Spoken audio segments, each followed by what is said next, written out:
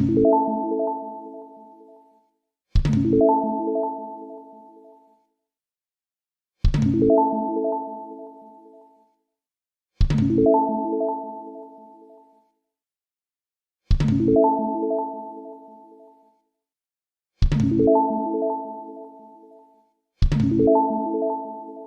जैसे कि last class में हम सेल्स की एंट्रीज कर चुके हैं, सेल्स में मैंने कुछ क्वेश्चंस दिए थे, तो उन्हीं क्वेश्चन को यहाँ पर सॉल्व किया गया है। आपने जो सॉल्व किया होगा उससे मैच कर लीजिएगा, कोई प्रॉब्लम हो तो बताइएगा।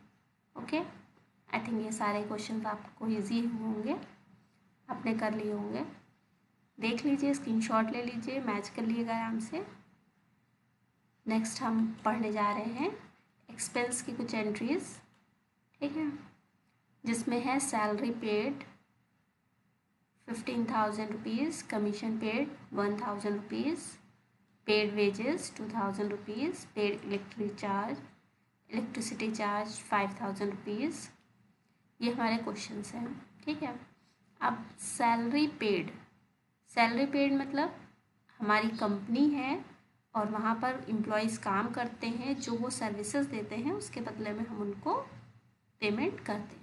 ओके, तो यहाँ पर हम अगर नहीं समझ में आ रहा है तो हम ऐसे समझते हैं कि सैलरी जब पेड करेंगे तो जाएगा क्या, कैश जाएगा, ठीक है, और आएगा क्या, आएंगी उनकी सर्विसेज जो उन्होंने दी हैं, तो उनकी सर्विसेज को हम सैलरी के नाम से ही डेबिट करेंगे, ठीक है। तो salary account debit to cash account हमारा रहेगा, ठीक है। Salary account debit to cash account, cash हमारा गया है और सैलरी डेबिट हुई है। ओके, इसी तरह से कमीशन जब पेड करेंगे तो पेमेंट जाएगा क्या, कैश जा रहा है, यानी कि कमीशन हमारा डेबिट हो जाएगा। इसी तरह से वेजेस जब पेड करेंगे तो वेजेस हमारा डेबिट हो जाएगा और कैश क्रेडिट हो जाएगा। इसी तरह से इलेक्ट्रिसिटी चार्ज जब हम करेंगे तो इलेक्ट्रिसिटी जो है वो डेबिट होगी और कैश हमारा क्रेडिट हो जाएगा, ठीक है। तो हम इसको सॉल्व कर लेंगे। नेक्स्ट है हमारी क्रेडिट परचेज की एंट्रीज हम करने जा रहे हैं। क्रेडिट परचेज क्या होता है, उधार में हम जब परचेज करते हैं तो वो क्रेडिट परचेज कहलाता है, ठीक है। तो क्रेडिट परचेज के लिए हमारे पास यहाँ पर क्वेश्चन है, purchase goods from Sumit 15,000 rupees, purchase goods from Amit for cash 2,000 rupees, purchase goods for cash 1,000 rupees, purchase goods. Okay, तो फर्स्ट एंट्री में क्या लिखा हुआ है, purchase goods from Sumit, Sumit से हमने परचेज किया है।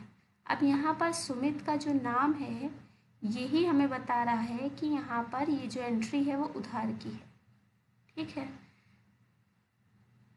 जब परचेज गुड्स लिखा होता है तो इसका मतलब वो नॉर्मल कैश की एंट्री है, जैसे कि हम लोग अभी तक कर रहे थे, यानी कि परचेज टू कैश।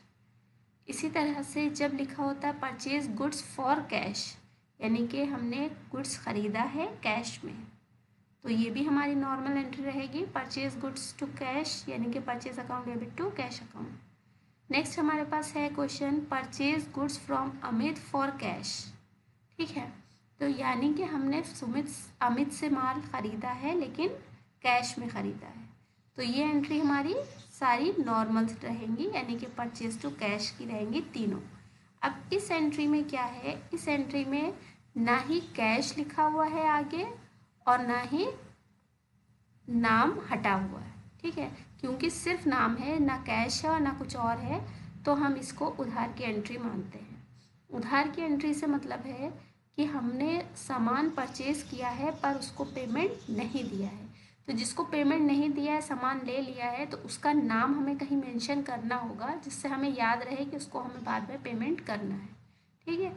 तो इसलिए हम क्या करते हैं, purchase account debit to cash ना लिखकर उस पर्सन का नाम लिख देते हैं, यानी उस पर्सन का क्या नाम है, सुमित, ठीक है। तो purchase account debit to Sumit, और सुमित यानी नेम के आगे कभी भी अकाउंट नहीं लगाते हैं, कोई भी नेम होगा, किसी पार्टी का नेम होगा या किसी कंपनी का नेम होगा, उसके आगे अकाउंट नहीं लगाएंगे। तो हमारा क्वेश्चन क्या बनेगा, purchase account debit to Sumit Sumit. Okay, देखिए, purchase account debit to Sumit 15,000 only, ठीक।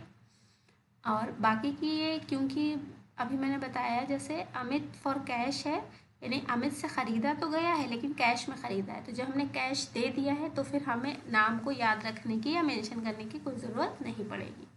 बाकी में तो नाम है ही नहीं, कैश ही लिखा हुआ है, तो ये कैश की ही एंट्रीज रहेंगी। आई थिंक आपको ये समझ में आया होगा। कोई दिक्कत हो तो प्लीज़ कमेंट करिएगा।